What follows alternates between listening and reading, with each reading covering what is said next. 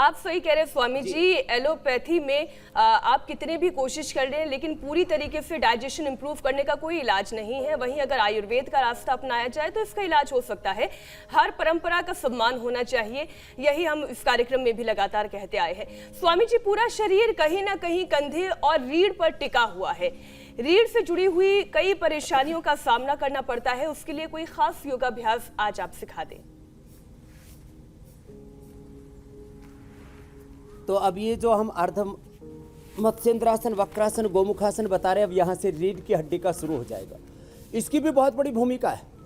ये जो मैं कह रहा था ना, इक्विलिटी, सब जगह वननेस, कोएग्जिस्टेंस और इक्विलिटी ये होनी चाहिए, और यही हम पैथियों में भी चाहते हैं कि सामंजस्य हो।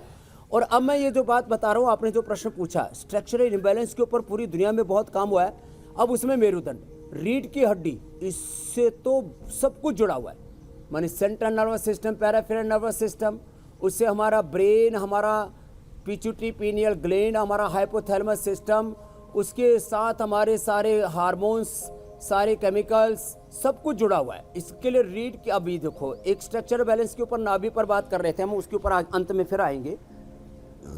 अब वापस आ जाते हैं मेरुदंड के ऊपर। मेरुदंड के ऊपर भी बहुत कुछ दारमदार है। यदि आपकी रीढ़ की हड्डी अच्छी है तो आपकी सेहत बहुत अच्छी रहेगी। उसके लिए हमने घरेलू उपायों में एक दीपक भी देखो यहाँ पर रखा हुआ है, नाभि मापने के लिए धागा भी रखा हुआ है, गिलास भी रखा हुआ है। बोले स्वामी जी ये किसके लिए रखा हुआ है? और इसके पीछे दूधी, छोटी दूधी, बड़ी दूधी और संजीवनी घास भी रखी हुई है। जो पी लेंगे उनका पेट तो ऐसे हलवे की तरह सॉफ्ट हो जाएगा। अब देखो पूरा शरीर वज्र की भांति होना चाहिए, फूला दी बैठ जाइए। अब गोमुखासन देखो, पेट कैसा होना चाहिए, उसके बाद मैं गोमुखासन करता हूं। पेट ऐसे होना चाहिए, देखो ऐसे,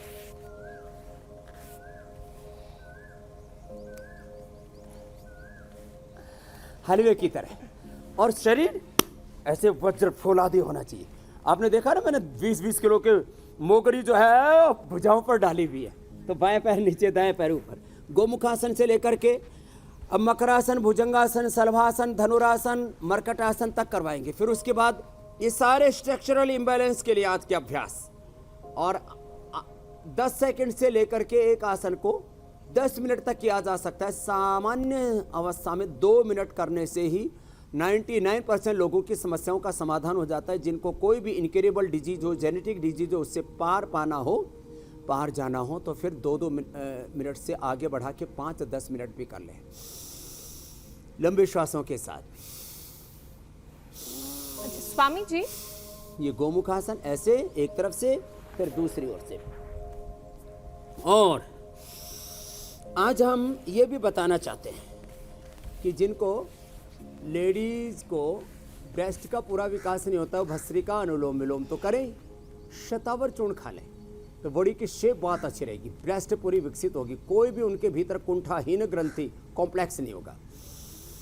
और ये देखो गोमुखासन के बाद अब कराते हैं मकरासन, भुजंगासन और सर्भासन।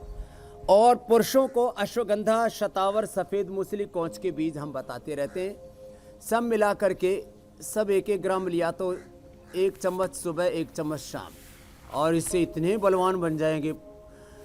देखो यदि आप बलवान हैं, आपका शरीर बल, मनोबल, आत्मबल प्रबल है, आपके फेफड़े, लंग, आपका रेस्पिरेटरी सिस्टम मजबूत है, हार्ट मजबूत है, नाड़ी तंत्र, आपका नर्वस सिस्टम, आपकी इम्यूनिटी मजबूत है, आपके लीवर, किडनी, पेनक्रियाज, आंतें आपकी मजबूत हैं, दिल दिमाग से आप मजबूत हैं, तो आपको कोई बीमारी नहीं हो सकती। सारी बीमारियां कमजोर पर आक्रमण करती है, अटैक करती हैं।